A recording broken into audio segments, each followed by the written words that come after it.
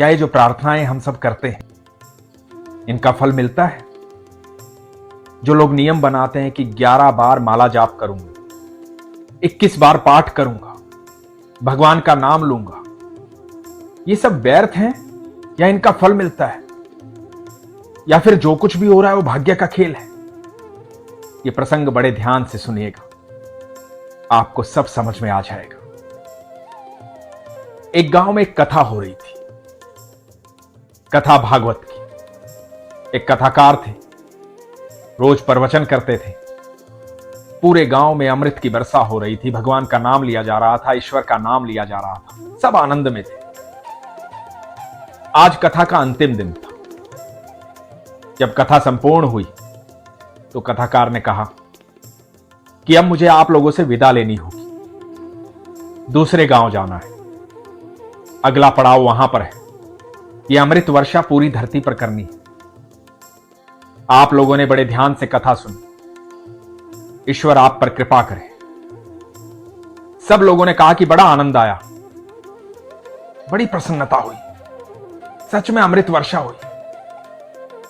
तो कथाकार ने कहा कि आप लोगों को आनंद आया तो आज मैं विदा लूंगा, लेकिन जाने से पहले आपसे कहूंगा कि आपको गुरु दक्षिणा भी तो देनी चाहिए। तो सब लोग चिंतित हो गए कि कथाकार गुरु दक्षिणा मांग रहे हैं। बात तो सही है, इतने दिन हमें अमृत वर्षा में नहलाया है, ईश्वर के प्रति प्रेम जागृत किया है, तो दक्षिणा तो बनती है।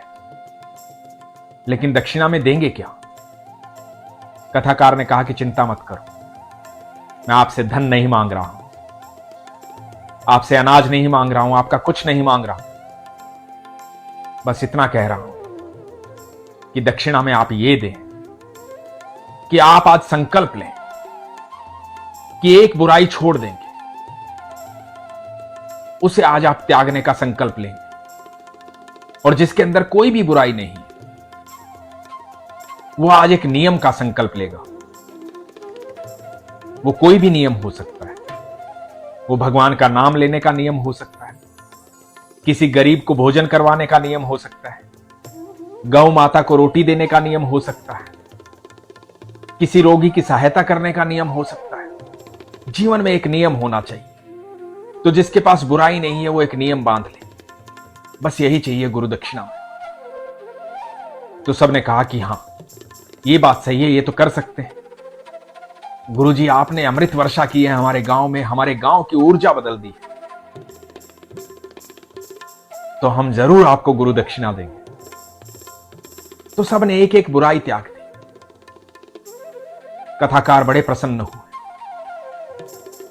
हर बार कथा करने के बाद वो सबको यही कहते थे कि ईश्वर का इतना नाम लिया है, ईश्वर के इतने करीब आए हो, उससे दूर मत जाना, इसलिए एक नियम बना लो,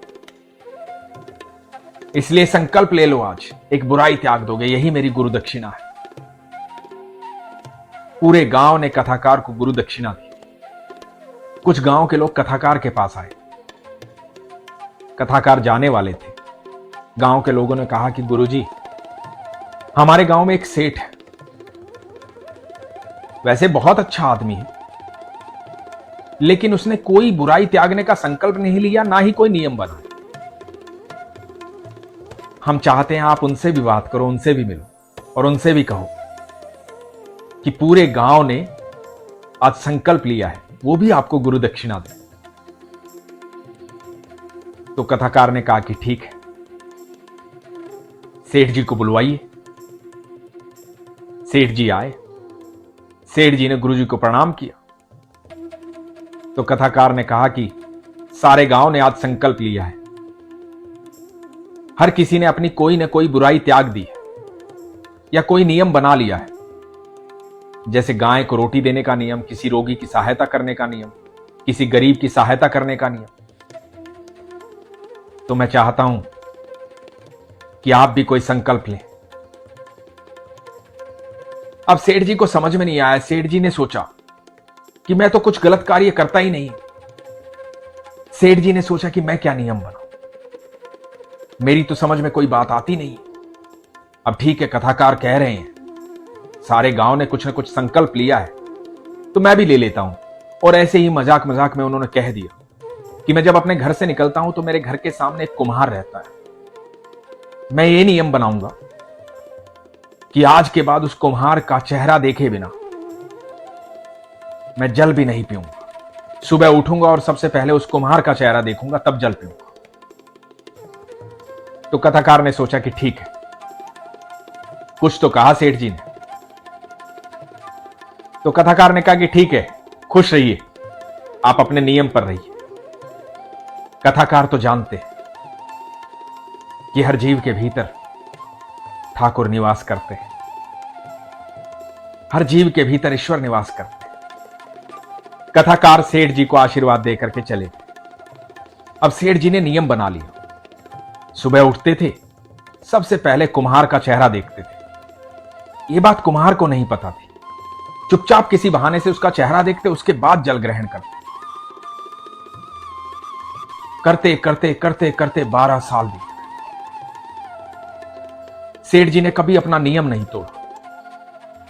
जल ग्रहण तभी किया जब कुम्हार का चेहरा देख लिया। 12 साल बीतने के बाद एक बार हुआ ही कि सेठ जी को अपने गांव से बाहर जाना पड़ा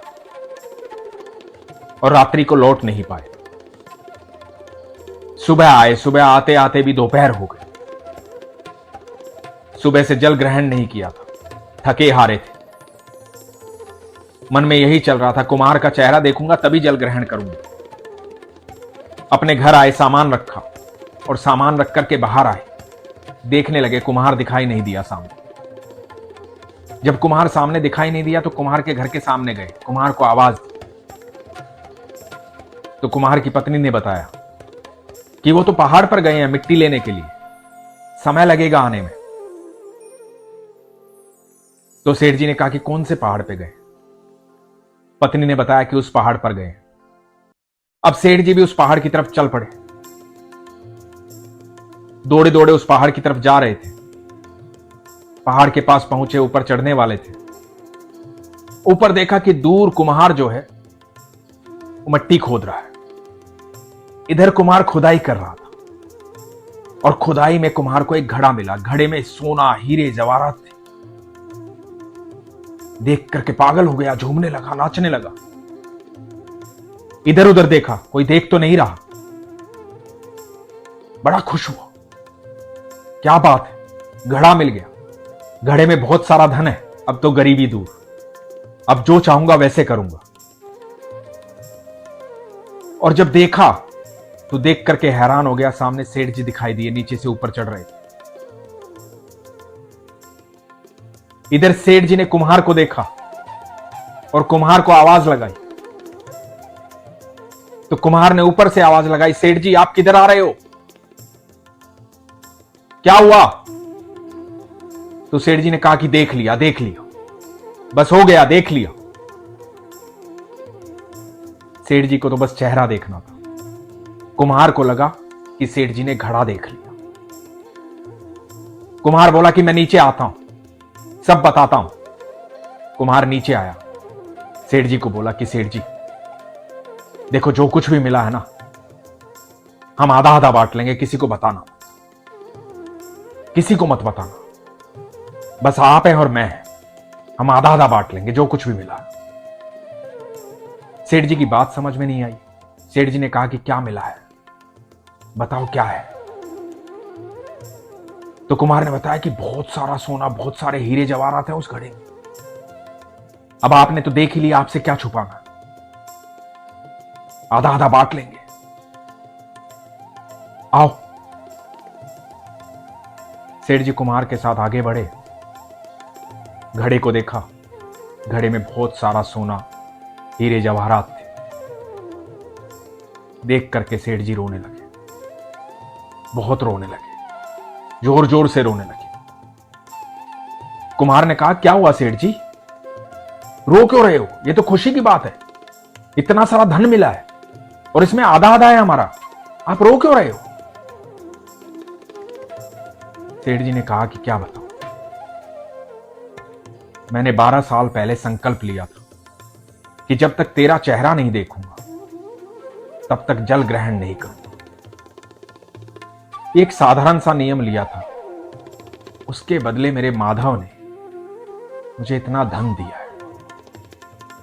आज पछता रहा हूं कि यदि मैंने नियम ये लिया होता कि मैं अपने ईश्वर का चेहरा सबसे पहले देखूंगा, उसके बाद जल ग्रहण करूंगा, तो इस 12 साल में मुझे ईश्वर की प्राप्ति हो जाए।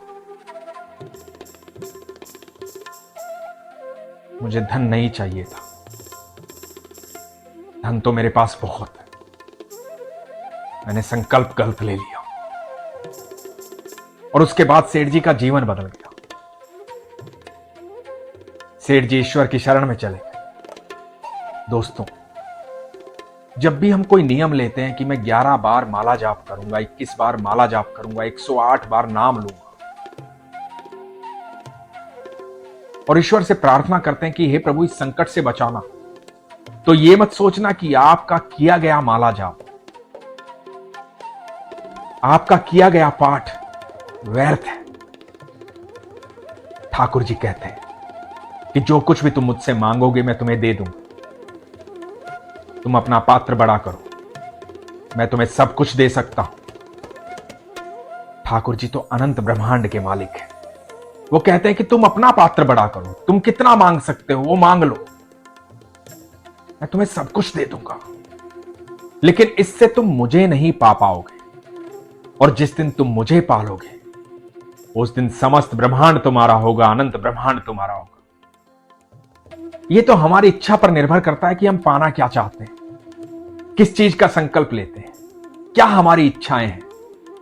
और यकीन मानना दोस्तों, आप भले ही स्वार्थवश ईश्वर का नाम लो, पर आप लो, एक समय आता है जब आप स्वार्थ से निस्वार्थ हो जाते हो, जब आपकी कोई इच्छा नहीं रहती, कोई इस तरह की भावना नहीं रहती है कि मुझे ये चाहिए, मुझे वो चाहिए। आज आप स्वार्थ में जरूर हैं, लेकिन आने वाला समय आपको निस्वार्थ कर देगा। आप एक बार ईश्वर की शरण में जाकर तो देखिए, आप उसके प्रेम को तो देखिए, आप उसे अनुभव तो कीजिए। और अनुभव करने के लिए सबसे जरूरी चीज क्या है? विश्वास। इसीलिए तो हमेशा मैं कहता हूं, अपने विश्वास को मजबूत रखिए, अपना ख्याल रखिए। हरे कृष्ण।